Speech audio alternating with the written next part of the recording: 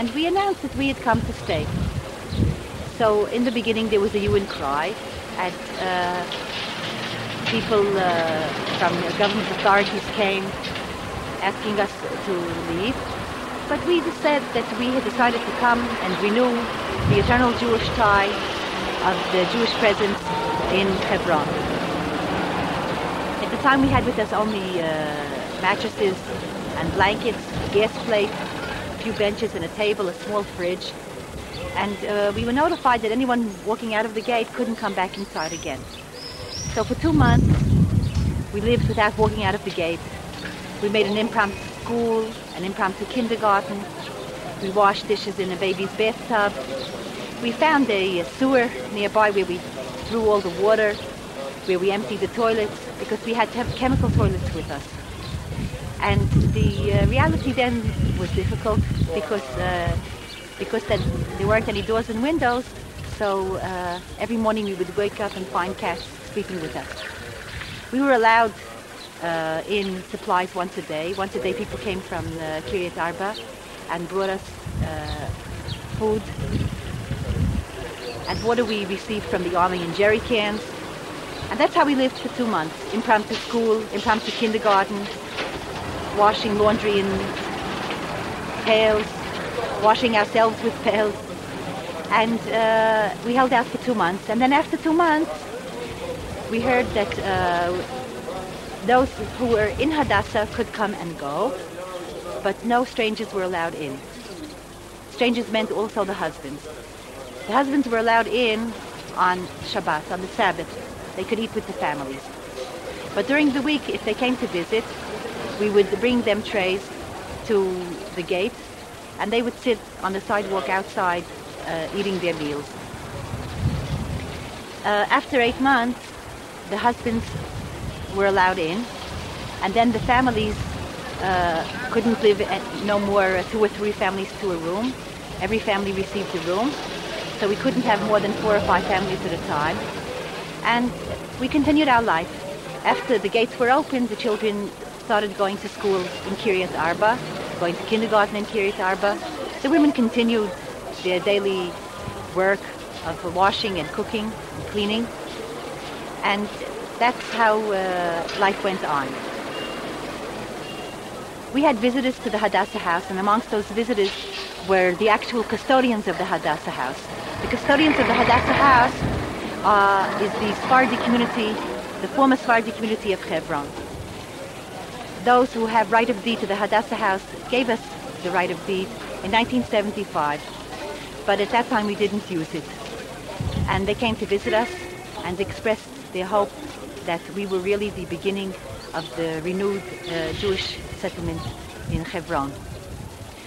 And after 5 months living on mattresses and blankets and not being allowed any furniture, suddenly an order was given to allow us furniture.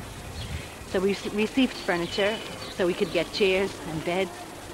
And also the jaundice epidemic broke out. After the jaundice epidemic, medical authorities came to examine the situation, and they said that the sanitary conditions were impossible, and that's when we received sinks, toilets, showers, running water. When the cold weather started in, then we received windows and doors, because until then we didn't have windows and doors. And one of the greatest thrills was after the last window and the last door were put in, that the cats couldn't come in anymore. That now we woke up without cats, and the cats now had to walk around outside and not sleep with us. Afterwards, there was a period when we asked for being allowed to have prayers in the Hadassah house. And in the beginning it was only the husbands and the soldiers. Afterwards a minyan was allowed in from the Kiryat.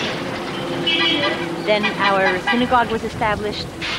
And I would say that the biggest change came after the murder of the boys outside the Hadassah house.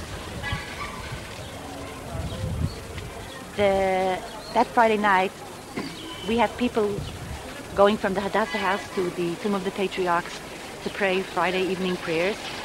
And we also have people from Kiryat Arba who go to the Tomb of the Patriarchs to pray.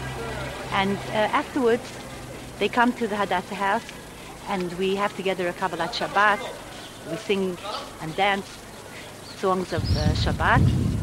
And that same night, just before they started coming into the Hadassah house, in order to have the Kabbalat Shabbat with us, the terrorists opened fire.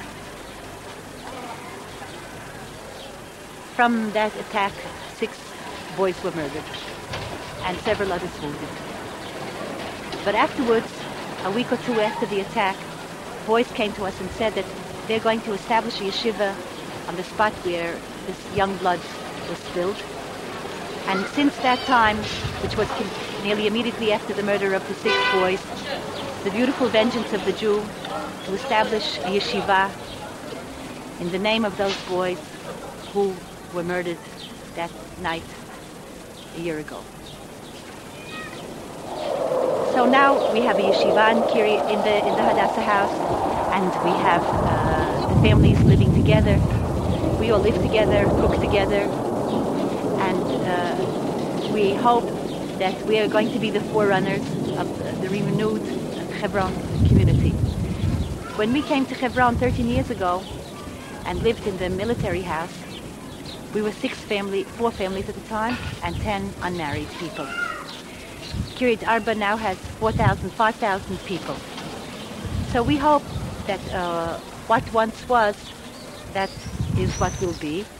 And the way we started then with only 4 families, and now there are 400, we're starting now with 8 families, and eventually we will be 50,000.